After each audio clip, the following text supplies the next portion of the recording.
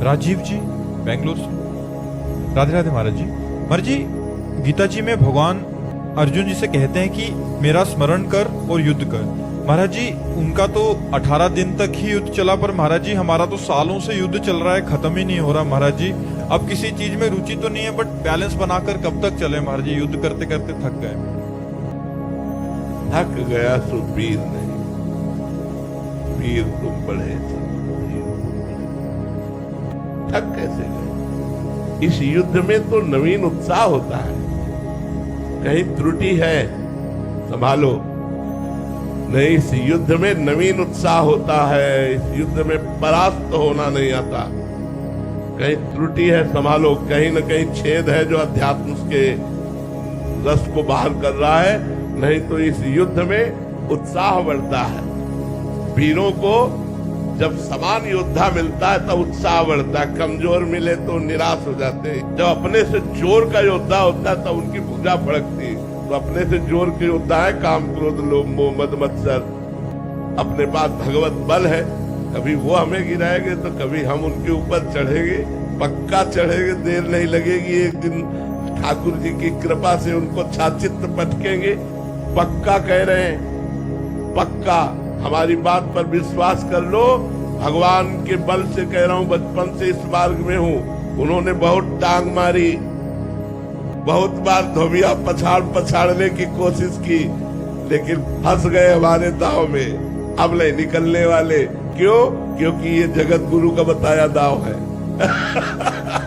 जगत गुरु भगवान का बताया दाव है। इसलिए हारना तो नहीं, निराश तो होना नहीं, उदास होना नहीं। इस मार्ग में नवीन उत्साह भगवान देते। नहीं, कई बार हमारे जीवन में अंधेरा छा गया। अब क्या होगा? ऐसा लगा कि कहां चारों तरफ अंधकार छाया हुआ है, पर फिर एक प्रकाश प्रकट हुआ और उसने रास्ता बताया। बचपन से लेकर भगवान का बताया हुआ ही मार्ग हम चल रहे हैं। वही जगत गुरु हमारे को चला रहे हैं। तो भैया, निराश होने का मतलब है कोई त्रुटि हो जाना। महाराज जी, अभी क्या है, संसार में रहते हैं महाराज जी, परिवार में, तो आपका सत्संग सुनने से रुचि खत्म हो रहा है उस भोगों में, बट बैलेंस बना के चलना पड़ रहा है कि क्योंकि सबको देखना है, सबके मनोकामनाएं पूरी। कितना बढ़िया हमारी रुचि नहीं है, लेकिन हम वो क्रिया कर रहे हैं। कोई भी क्रिया कितना बढ़िया है, हमारी रुचि नहीं है, कितना बढ़िया है, कितना आनंद है। आप इस बात को, तभी हम कह रहे कोई अध्यात्म में त्रुटि हो रही, तो इसमें बहुत आनंद है। भगवान ने जो कर्तव्य कर्म दिया है वो हमें अवश्य निर्वाह करना है, अपने मन की रुचि को दबाकर, परमार्थ की रुचि को दबाकर। अधर्म नहीं करना, लेकिन परमार्थ की रुचि को दबा करके हमें करना है। हमें परमार्थ की रुचि को अंदर ही अंदर दबाना है। और गृहस्थ है तो गृहस्थ धर्म का पालन, विरक्त है तो विरक्त धर्म का पालन करना है। जब तक जीवन है तब तक कर्तव्य है, और जब जीवन समाप्त हो गया तो भगवान अपने हाथ में डोर लेकर खुद संभालेंगे। तो हमें ऐसे ही परिवार में चलना है कि हमारा जो कर्तव्य है, हम अपने कर्तव्य का पालन अपनी आध्यात्मिक रुचि को दबाकर।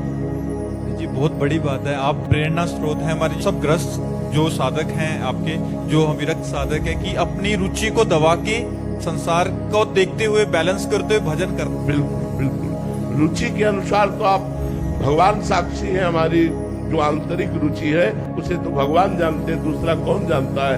पर जो हमारे इष्ट की इच्छा है, प्रभु की इच्छा है, वो अवश्य होती है। ऐसे ही आपको करना है। आपको बात करने की इच्छा नहीं, लेकिन बात करना पड़ेगा। व्यवहार में ये नहीं दिखाना है कि मैं बड़ा अध्यात्मवान हूँ। व्यवहार में दिखाना मैं आप जैसा ही साधारण आदमी हूँ। अंदर से असाधारण वृत्ति, एकांत हुआ कि पुनः भजन में डूब गए, व्यवहार में गए तो ऐसे सरल और साधारण बन के गए कि कोई खास बात नहीं, हमारे जैसे ही व्यक्ति है, ऐसा लगना चाहिए।